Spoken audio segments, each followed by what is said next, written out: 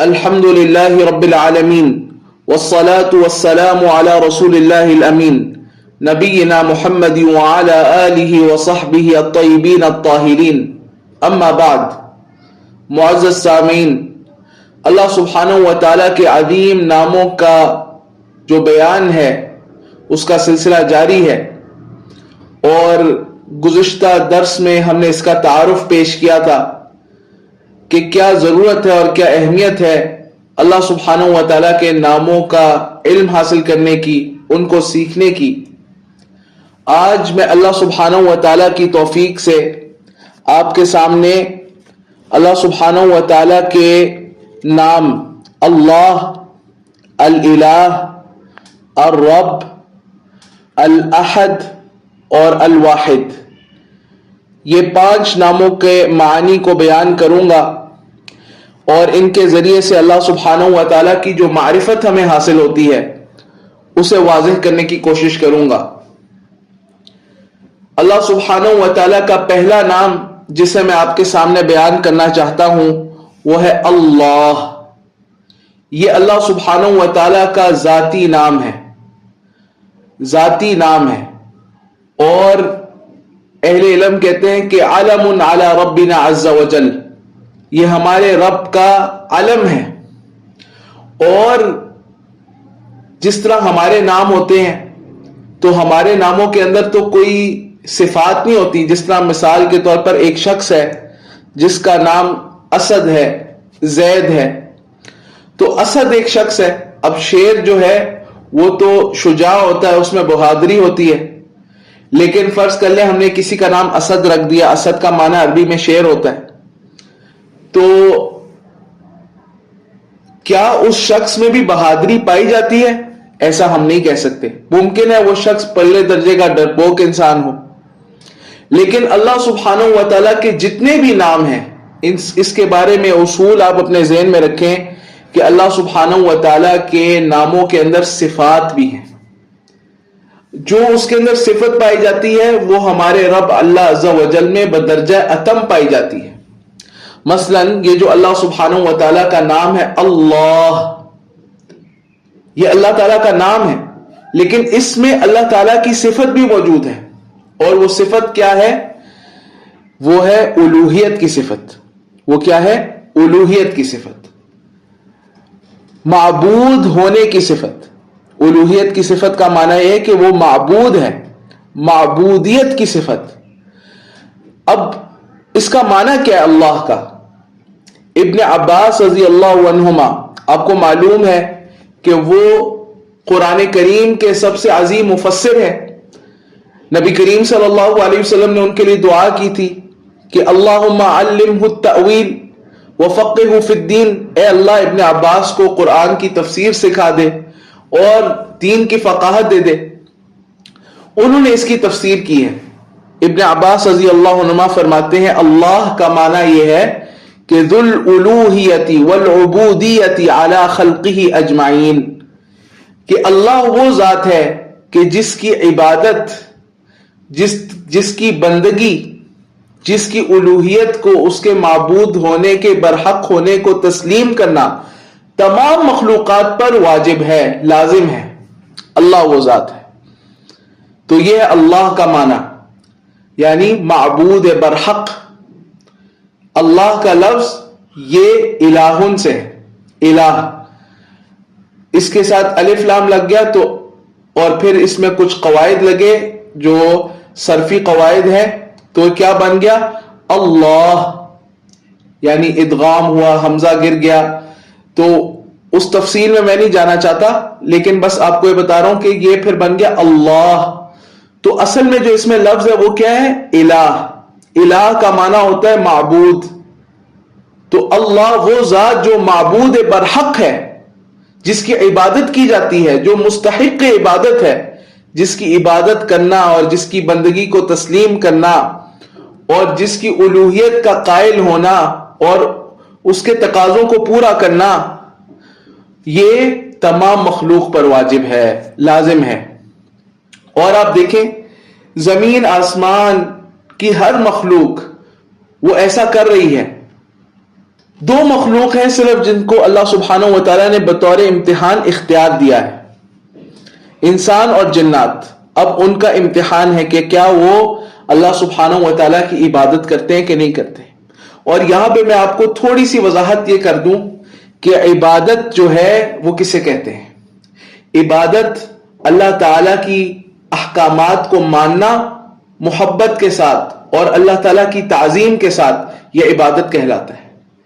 تو رکوع کرنا، سجدہ کرنا، نماز پڑھنا، دعا کرنا، ذکر کرنا، اور اللہ سبحانہ و تعالیٰ کے حلال کو حلال جاننا، حرام کو حرام جاننا، حرام سے اجتناب کرنا، تمام نیکیاں کرنا، گناہوں سے بچنا، خوف، امید، توکل، اور اسی طریقے سے اللہ سبحانہ و تعالیٰ کی طرف انابت، توبہ، یہ سارے کے سارے افعال یہ اللہ تعالیٰ کی عبادت ہے، یہ اللہ سبحانہ و تعالیٰ کی عبادت ہے۔ تو اللہ وہ ذات ہے جس کی عبادت کی جائے۔ یہ جو اللہ سبحانہ و تعالیٰ کا نام ہے اللہ، یہ ویسے تو قرآن کریم میں نبی کریم صلی اللہ علیہ وسلم کی حدیث میں متعدد جگہ ہے، بلکہ بقیہ اسماء کا تعارف بھی اسی نام کے ضمن میں کرایا گیا ہے۔ بلکہ بعض اہل علم تو کہتے ہیں کہ تمام اسماء الہی لفظ اللہ کی طرف لوٹتے ہیں۔ تو جو اللہ سبحانہ و تعالیٰ کا جو نام ہے اللہ، یہ قرآن کریم میں متعدد جگہ ہے، لیکن ایک مقام آپ یاد رکھیں بطور حوالہ، سورۃ الفاتحہ کی پہلی آیت، الحمدللہ رب العالمین، تمام تعریفیں اللہ کے لیے ہیں جو رب العالمین ہے۔ تو یہاں پر اللہ، یہ اللہ سبحانہ و تعالیٰ کا نام ہے۔ اس اسم کی معرفت کا ہم سے تقاضا کیا ہے؟ اس کا تقاضا یہ ہے، دو اس کے تقاضے ہیں۔ نمبر ایک، ہم ایک اللہ کی عبادت کریں، اس کی عبادت کریں، اس کی بندگی کریں، اس سے دعا کریں، اس کا ذکر کریں، اس کے کلام کی تلاوت کریں، اور اس کی آیات میں غور و فکر کریں، اور نماز پڑھیں، روزہ رکھیں، زکوٰۃ دیں، حج کریں، اس کے احکامات کو پورا کریں، اس کو راضی کرنے کی کوشش کریں، اسی سے امیدیں لگائیں، اسی پر توکل کریں، اسی کا خوف رکھیں، اسی کی طرف انابت ہو، توبہ ہو، استغفار ہو، اس کے احکامات پر عمل کریں، اس کی بندگی کریں پورے طریقے سے، اس کے ساتھ ایک مضبوط تعلق عبادت کا پیدا کریں۔ اور دوسرا اس کا تقاضا یہ ہے کہ اس کے ساتھ کسی کو شریک نہ ٹھہرائے، کیونکہ صرف وہی عبادت کا مستحق ہے، اس کے علاوہ اور کوئی عبادت کا مستحق نہیں ہے۔ ذَلِكَ بِأَنَّ اللَّهَ هُوَ الْحَقُّ وَأَنَّ مَا يَدْعُونَ مِن دُونِهِ هُوَ الْبَاطِلُ، کہ معاملہ یہ ہے کہ اللہ ہی معبود برحق ہے، اور اللہ کے علاوہ جن کی عبادت کی جاتی ہے وہ معبودان باطلہ ہیں، وہ باطل معبود ہیں۔ یہی معنی لا الہ الا اللہ کا ہے۔ اور دوسرا نام جو میں آپ کو بتانا چاہتا ہوں اللہ تعالیٰ کا، وہ اسی سے متعلق ہے، اور وہ کیا ہے؟ الالہ۔ الالہ، اس کا بھی معنی یہ ہے کہ وہ ذات جو معبود برحق ہے۔ اور یہ نام بھی اللہ سبحانہ و تعالیٰ کا قرآن کریم میں استعمال ہوا ہے، سورۃ الحشر میں استعمال ہوا ہے۔ اللہ تعالیٰ نے فرمایا هو اللہ الذی لا الہ الا ہو، اللہ وہ ذات ہے جس کے علاوہ کوئی معبود برحق نہیں، جس کے علاوہ کوئی الہ نہیں۔ تو اللہ سبحانہ و تعالیٰ الہ برحق ہے، معبود برحق ہے، یہ بھی اللہ سبحانہ و تعالیٰ کا ایک نام ہے۔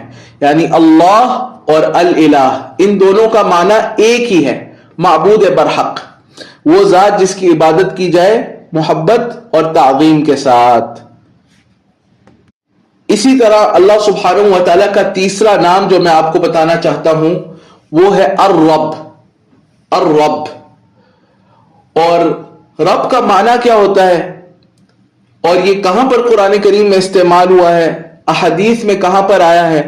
یہ لفظ بطور اللہ سبحانہ و تعالیٰ کے نام کے، تو قرآن کریم میں یہ سورہ یاسین کے اندر ہے، سلام قولا من رب الرحیم، سلام قولا من رب الرحیم، سلام ہوگا فرمان رب رحیم کی طرف سے۔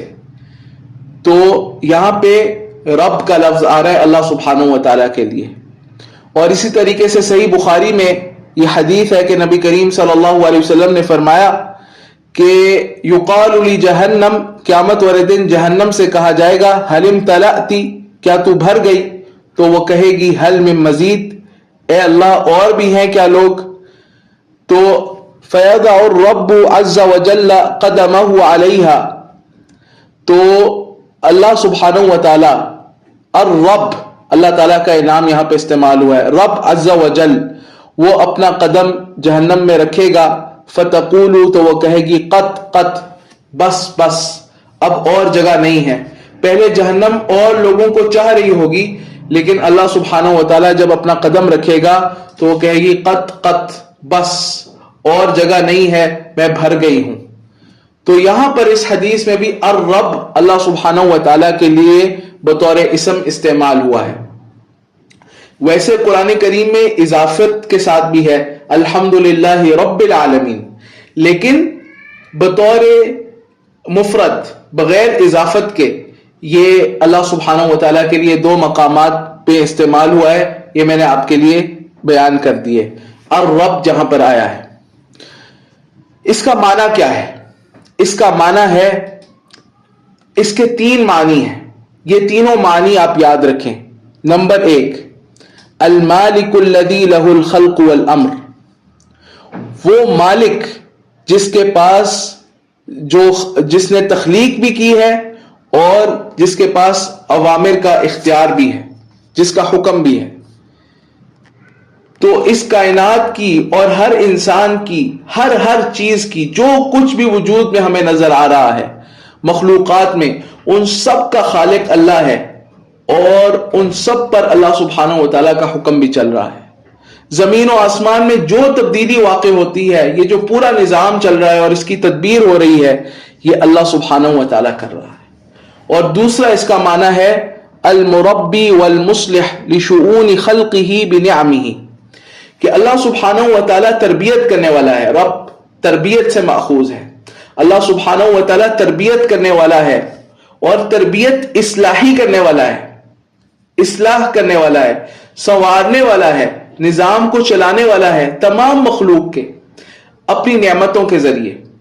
اس کی میں مثال دیتا ہوں، آپ پوری کائنات کے نظام میں غور و فکر کریں، ایک ایک چیز کو پکڑ کر، لیکن اپنے وجود میں غور و فکر کر لیں۔ آپ اپنے بچپن کو دیکھیں کہ آپ کی حقیقت کیا تھی، اور پھر مادر رحم میں اللہ سبحانہ و تعالیٰ نے آپ کی پرورش کی، وہاں پر آپ کو خوراک فراہم کرتا رہا، پھر اس کے بعد جب آپ دنیا میں آ گئے تو اللہ سبحانہ و تعالیٰ نے آپ کو پھر خوراک دی، آپ کی پرورش کی، آپ بڑھتے رہے، پھر آپ کا بچپن گزرا، پھر آپ کا جو لڑکپن ہے وہ گزرا، پھر آپ کو جوانی آئی، پھر انسان نے ایک عمر پائی، اس کی شادی ہوئی، اس کے بچے ہوئے، اس کو وظیفہ ملا، نوکری ملی، بزنس کیا اس نے، اور اس نے پیسے کمائے، اور اس کے روز بروز کے معاملات چل رہے ہیں، گزر رہے ہیں۔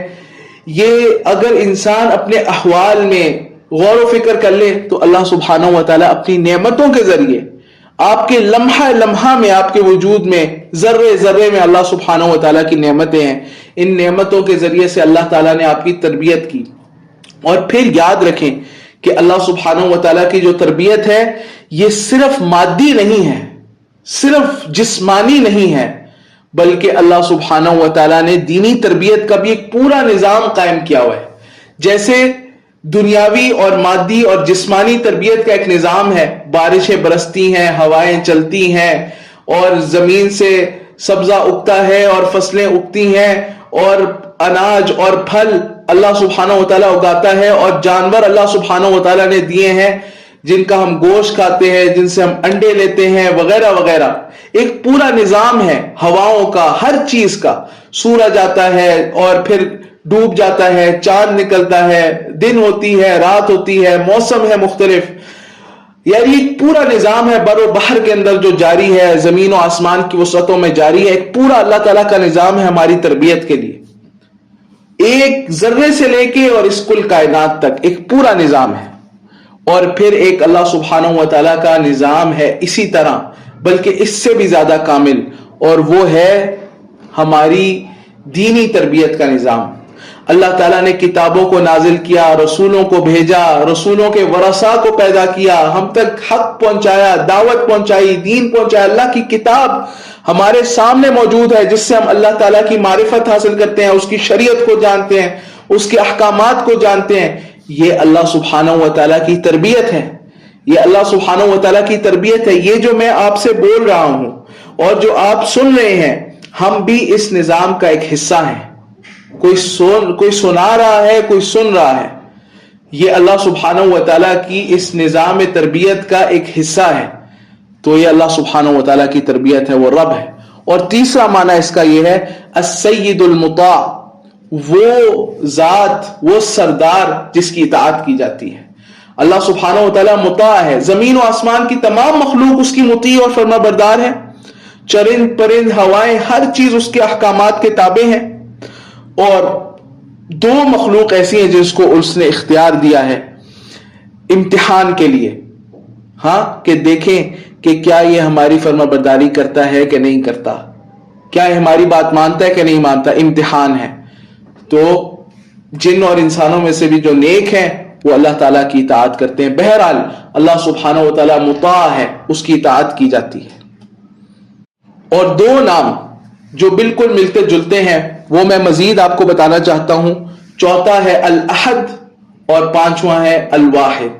الاحد اور الواحد، یہ دونوں نام قرآن کریم میں اللہ سبحانہ و تعالیٰ کے ذکر ہوئے ہیں۔ الواحد استعمال ہوا هو اللہ الواحد القہار، وہ اللہ واحد ہے اور قہار ہے۔ اور احد معروف صورت ہے سورۃ الاخلاص، اس میں ہے قل هو اللہ احد۔ اے نبی صلی اللہ علیہ وسلم، یہ مشرکین آپ سے آ کر اللہ کا نسب پوچھتے ہیں کہ اپنے رب کا نسب بیان کرو، آپ کہیے، ان کو جواب دیجئے هو اللہ احد، جس اللہ کا تم نسب پوچھتے ہو وہ احد ہے، وہ یکتا ہے، اس کا تو نہ کوئی باپ ہے، نہ اس کی کوئی ماں ہے، نہ اس کی کوئی بیوی ہے، نہ اس کی کوئی اولاد ہے، تم اس کا نسب کیسے معلوم کرتے ہو؟ وہ احد ہے، وہ یکتا ہے۔ تو اللہ سبحانہ و تعالیٰ کے دو نام الاحد اور الواحد۔ احد علماء کہتے ہیں الواحد کی بنسبت زیادہ ابلغ ہے، زیادہ بلیغ ہے۔ اس کا معنی کیا ہے؟ اللہ سبحانہ و تعالیٰ کی اس میں کون سی صفت ہے؟ ان دونوں ناموں کا معنی یہ ہے کہ اللہ سبحانہ و تعالیٰ وحدانیت کی صفت سے متصف ہے، وہ یکتا ہے، اس کے اندر یکتائیت پائی جاتی ہے، وہ ایک ہے۔ واحد کا معنی ایک، احد کا معنی یکتا، وہ تنہا ہے، وہ ایک ہے، وہ اس کا کوئی مثیل نہیں، اس کا کوئی نظیر نہیں، اس جیسا کوئی ہے ہی نہیں، یہ معنی ہے اس کا۔ اور پھر اس کا جو مفہوم ہے وہ اہل علم یہ بیان کرتے ہیں کہ اللہ سبحانہ و تعالیٰ واحد و یکتا ہے، واحد و احد ہے، ایک اور یکتا ہے، یعنی اپنی ذات میں بھی۔ نمبر ایک، اپنی ذات میں اس کی نظیر کوئی اور ذات نہیں ہے، اس جیسی کسی اور کی ذات ہی نہیں، اس جیسی کسی اور کی ہستی ہی نہیں۔ اور نمبر دو، اپنی صفات میں اس کے مثل کسی کی صفات ہی نہیں، لیس کمثلہ شیء، اللہ کے مثل کوئی ہے ہی نہیں جس سے تشبیہ دی جا سکتی ہو، اللہ تعالیٰ کی صفات کی کیفیت بیان کی جا سکتی ہو کہ فلاں جیسے اللہ کی کیفیت ہے، اللہ کی بادشاہی فلاں کے بادشاہی جیسی ہے، اللہ کی رحمت فلاں کی رحمت جیسی ہے، ایسا کوئی تصور ہی نہیں، کیونکہ اس جیسی کوئی ہستی ہے ہی نہیں۔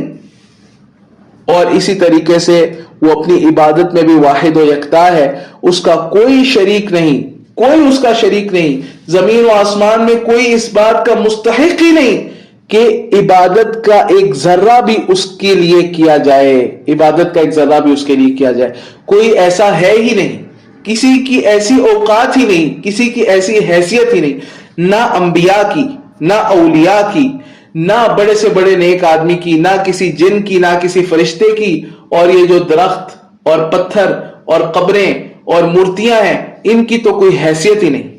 تو یہ اللہ سبحانہ و تعالیٰ کے 5 نام میں نے آپ کے لیے بیان کیے۔